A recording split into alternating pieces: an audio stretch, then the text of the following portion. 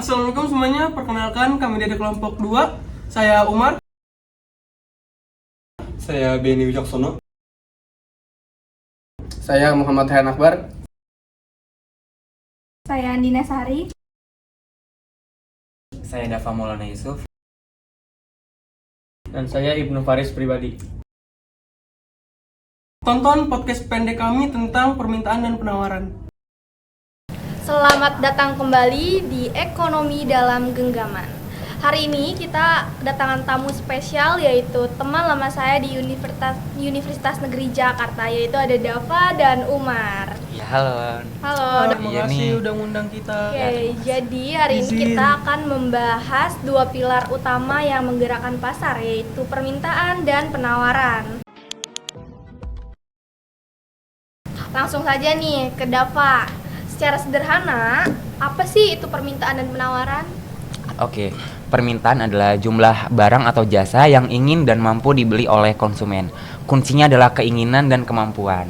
Sementara itu, penawaran adalah jumlah barang atau jasa yang siap dijual atau ditawarkan oleh produsen kepada konsumen. Ini dari sisi produsennya. Oke, berarti ada hukum yang mengatur keduanya ya? Oh, tentu. Adapun hukum permintaan yaitu jika harga suatu barang naik, maka jumlah yang diminta akan turun, dan sebaliknya jika harga suatu barang turun, maka jumlah yang diminta akan naik. Dengan catatan ceteris paribus, faktor lain dianggap tetap. Sementara itu, hukum penawaran adalah jika harga suatu barang naik, maka jumlah yang ditawarkan ikut naik. Karena pastinya produsen itu pengen cari keuntungan yang lebih. Wah, menarik. Selain Yes. harga, apa saja sih faktor yang paling dominan memengaruhi permintaan? Oke, selain harga itu ada faktor utamanya adalah pendapatan masyarakat. Jika pendapatan masyarakatnya naik, maka permintaan kepada barang normal pun ikut naik. Lalu untuk sisi penawaran, faktor apa saja yang paling sensitif? Tentu saja di biaya produksinya. Karena ini udah mencakup harga bahan bakunya, upah tenaga kerjanya, dan teknologi yang digunakan. Jika biaya produksinya naik, penawaran cenderung turun karena margin keuntungannya tertekan. Nah, keuntungan produsen ini di faktor lainnya adalah teknologi, di mana teknologi yang lebih baik bisa meningkatkan penawaran dan jumlah produsen di pasar gitu. Oh, oke. Lalu ketika permintaan bertemu dengan penawaran, apa tuh yang terjadi kalau boleh tahu? Nah, itu yang bakal terjadi yang bisa kita sebut adalah keseimbangan pasar. Oke, Nah, itu- elastisitas ya? iya. Ya. Yaitu kondisi di mana jumlah barang yang diminta sama dengan jumlah barang yang ditawarkan, dan harga yang terbentuk adalah harga keseimbangan. Pada titik pasar ini, pasar efisien. Jika harga di atas titik keseimbangan, terjadi surplus yang disebut kelebihan penawaran. Nah, jika di bawah ini terjadi kekurangan atau disebut juga kelebihan permintaan. Oke, sekarang kita lanjut ke contoh kasus nyata yang sudah saya siapkan.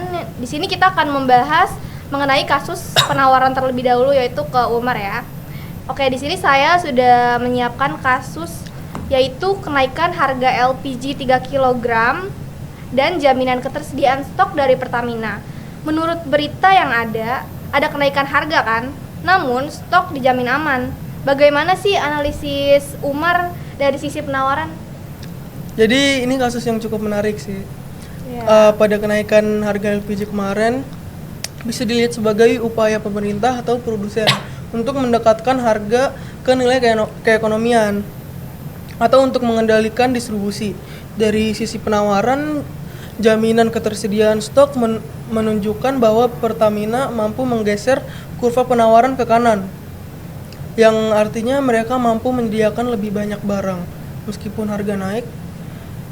Yang seharusnya meningkatkan penawaran, jaminan stok ini penting karena LPG 3 kilo adalah barang subsidi. Di sini faktor kebijakan pemerintah dan kapasitas produksi, bukan murni harga ya, yang dominan memastikan penawaran. Oke, bagus sekali jawabannya ya. Oke, sekarang kita beralih nih ke kasus permintaan. Di sini aku mau nanya Dava terkait kasus naiknya harga cabai dan menurunnya daya beli masyarakat. Gimana sih kita sebagai masyarakat melihat kasus ini melalui kacamata hukum permintaan? Oke, kasus ini merupakan ilustrasi sempurna dari hukum permintaan. Harga cabai naik ini pergerakan sepanjang kurva permintaan yang otomatis akan menurunkan jumlah permintaan cabai. Namun faktor yang memperparah adalah menurunnya daya beli masyarakat akibat pendapatan yang turun. Nah, jadi faktor harga ini yang membuat kurva permintaan tersebut bergeser ke kiri. Jadi permintaan terhadap cabai turun tidak hanya karena harga cabai yang tinggi, tetapi juga ada faktor lain yaitu pendapatan masyarakat yang turun sehingga masyarakat ini kurang tertarik lah untuk mengalokasikan dananya itu hanya untuk ke cabai gitu. Jadi masyarakat beralih mencari barang lain atau barang substitusi atau mengurangi konsumsi cabai. Oke, berarti di kasus cabai ini permintaan turun karena ada dua hal ya. Harga cabai itu sendiri dan pendapatan masyarakat yang melemah. Betul. Oke, kita lanjut ke Umar lagi ya. Secara keseluruhan, apa sih dampak interaksi kedua kasus ini pada inflasi? Kenaikan harga barang produk seperti cabai atau yang disebut dengan inflasi makanan dan energi seperti LPG yang kita sebut tadi akan mendorong kenaikan inflasi secara umum. Ini akan semakin menggerus daya beli yang pada akhirnya akan menekan permintaan untuk barang-barang lain. Ini menciptakan spiral ekonomi yang perlu diwaspadai. Oke, nggak berasa ya kita sudah ada di penghujung podcast kali ini, yaitu di segmen kesimpulan dan penutup. Oke, sebagai penutup dari Dava, apa pesan kunci bagi pendengar kita nih untuk memahami dinamika permintaan dan penawaran? Oke, kata kuncinya adalah ingatlah bahwa permintaan itu selalu berbanding terbalik dengan harga. Jadi kalau harganya naik ya permintaannya akan turun dan sebaliknya. Sementara itu penawaran itu akan berbanding lurus dengan harga karena kan produsen maunya untung yang lebih ya. Jadi harga naik ya jumlah yang ditawarkan pun ikut naik gitu. Dan pasar itu adalah medan tarik menarik antara konsumen yang ingin murah dan produsen yang ingin untung gitu. Oke, mudah banget loh untuk dicerna ya penjelasannya dari Dava ini. Oke, kita lanjut ke Umar. Dari sisi analisis pasar tuh seperti apa sih? Oke, untuk yang pertama perhatikan faktor di luar harga. Yang kedua untuk para produsen di luar sana mengendalikan biaya produksi dan menguasai teknologi yang sangat penting untuk memastikan penawaran yang stabil. Yang ketiga untuk konsumen, kenali barang substitusi Anda untuk mengolah dampak kenaikan harga. Gitu aja sih kalau dari saya sendiri. Baik, terima kasih banyak kepada Dava dan Umar yang sudah menyempatkan untuk hadir di podcast kali ini. Pembahasannya sangat menarik, bukan? Ternyata dinamika permintaan dan penawaran benar-benar ada di sekeliling kita dan memengaruhi keputusan kita setiap hari. Oke, kita sudah selesai podcast kali ini. Sampai jumpa di episode selanjutnya, yaitu Ekonomi dalam Genggaman.